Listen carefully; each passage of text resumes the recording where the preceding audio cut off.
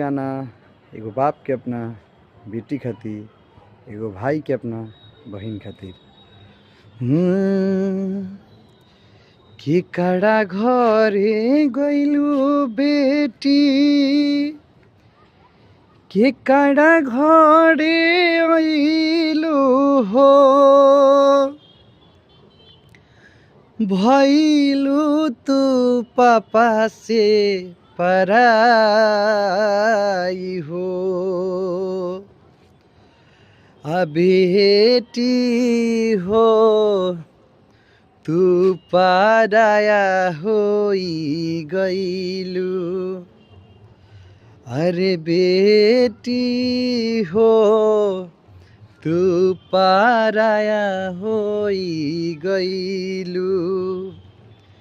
केकड़ा घरे अइलू बेटी, केकड़ा घरे गइलू हो, होई गइलू भैया के पराई हो। बेटी हो तू पराया होई गइलू।